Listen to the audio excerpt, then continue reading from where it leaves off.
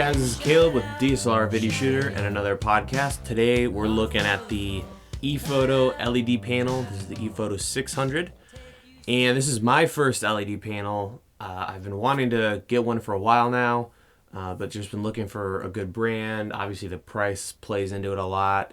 For a while I was looking at the light panels, but they're just so expensive. And I was over at Cheesycam. If you haven't been there yet, you have to go over there and check it out. M has some awesome stuff over there. Great recommendations. And I saw this multiple times. For a while they're out of stock, but it looks like they're back in for a while. And, so I went ahead and got the smaller one. This is the 600. They make a 600, 900, maybe 1,000, and a 1,200. And so I opted for this guy. This is the version that has a dimmer as well as the battery plate option. So you down the road you could put V style batteries on there and go mobile with it. Right out of the gate, super impressed with it. Definitely going to work toward a set of these. Some of the features, the build quality is very, very high in my mind, and I really like the knobs, and the knobs for me when it comes to lighting is a big deal. Whenever it comes to light stands and lighting equipment, that's one of the things I first try out is see how tough, and because those are going to take so much wear over time, and they're holding the light together, so they're kind of a big deal to make sure that those are high quality. These are really, really nice. I don't know what kind of finish this is, but I really dig it. And barn doors, very sturdy. You can adjust them down the road if they get loose. And I really miss barn doors. We get bigger, nicer lights when we do bigger projects and we rent them. But I've missed that in my lights, and just being able to do more creative lighting with them. It's really nice to have those again. A lot easier to control your light, obviously, as well as put filters on there and whatnot. The brightness on this unit, this is the 600, is a little weak in my opinion. So if you can afford it, when you get your first one, try to shoot for at least a 900. This definitely works, and you could use this for some lighting applications. But by the time you get frosts and do any kind of filtration on it, you're gonna weaken the amount of light output. So if you're doing more than one person's small lighting setup, you're definitely going to want either more lights and brighter ones. But this is, I wanted to start cheap. This one runs about $350, and so it's still reasonable. You're going to pay obviously a little more to go brighter. To show you guys the actual brightness, let me switch this thing on here. The dimmer starts at almost 0. I don't know if you can see that. This is all the way down now, and I'll bring it up. It's pretty bright. So there you go. Nice knob, lots of flow, and that's really cool. I've never had a dimmer before. I never liked using them with more traditional style lights because it actually changes the temperature, and we're going to do a podcast on white balance and light temperature down the road, but that's not what you want. You don't want to be able to... You just want to be able to change the lumens and the actual brightness. That's what's cool with this one, is you can do that. And that's just really handy to run over there and just adjust, real small amounts. So I haven't tried the battery yet. I don't have one right now, but I'm definitely looking forward to giving that a shot down the road for more remote location stuff. And so really love the light. Definitely recommend it. I think the biggest thing for me is heat on these lights. Yes, they do take much less power, but the biggest thing for me is not having that heat, even when you have it all the way on. And the reason being, first of all, it's never fun to be in a room with a lot of hot lights. It always gets crazy warm. I'm always dying in here in the summer.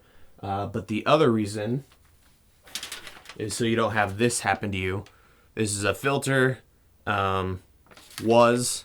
It got a little too close to a bulb and melted, so that's trash. And then it kills your bulb. You can't use this without all kinds of toxins, burning and getting into the air. So that stinks. The other reason is lasting. The LEDs are supposed to last for a long time. That is a question I have with this light, is how it's going to hold up over time. So I'll keep you guys posted. But you know, I have high hopes for it.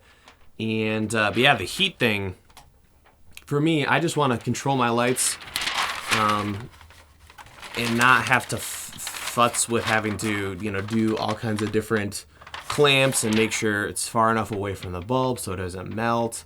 So having this thing cool just makes life so much easier. I can just take filters, throw them right up against the actual LEDs and not have to worry about heat issues.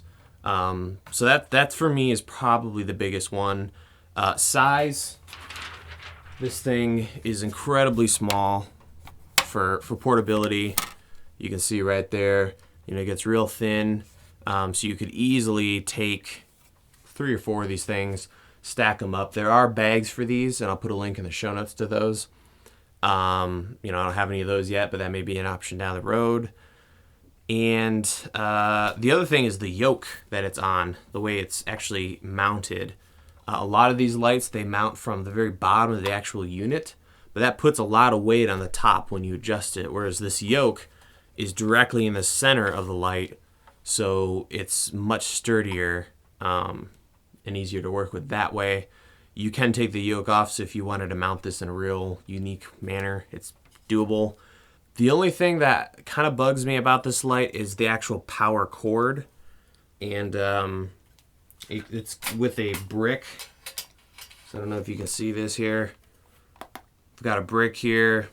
Not the most ideal thing for when you're on set. For those of you who have worked with more complex lighting setups and bigger sets, cords is a major thing to deal with and keep, you know, safe and not hectic and know where everything's going. And I can see having like 5 of these things getting really old. But, you know, so be it. That's how we're getting power. The only other thing is this little whatever transformer dealio rests right on the yoke. And I don't know if that's going to be a damage problem down the road.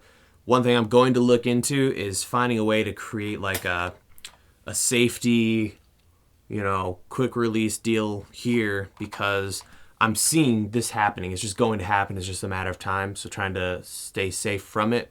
But I'm just seeing that somewhere down the road, somebody's going to trip over a cord and this whole thing's going to rip right out of the light unit. So I'm going to try to figure out a way I can create a safer, more secure way to keep this cord from getting stressed. So that's the one thing that, you know, I don't think they thought out really well on this light was the power cord and, you know, safeties issues with that. But, you know, for the other pros you're going to get, I think it's huge. There is a remote port on the back. I forgot to mention before. Don't have a remote for it, but that's cool that they offer it. These particular LED panels also come with a set of filters. It comes with this really cool, like, filter holder dealio. You're given 3 filters. You're given like a frost. You're given a minus green and a tungsten quote unquote. It's kind of orangey, doesn't really match real true 32, you know, 100 Kelvin. So I'm gonna look into seeing what all that's about. But yeah, it's way too orange. But it is an option to cool down the light because it is, you know, daylight balanced. And that's one of the few things I didn't really dig about this light is while these are very easy to insert, they can be a real pain to get back out. There's really not a handle or anything to grab onto. And what can happen, as I found, is if you leave it in there, it can like recede into a groove and it can be a real pain to get out. You kind of got to grab it like that.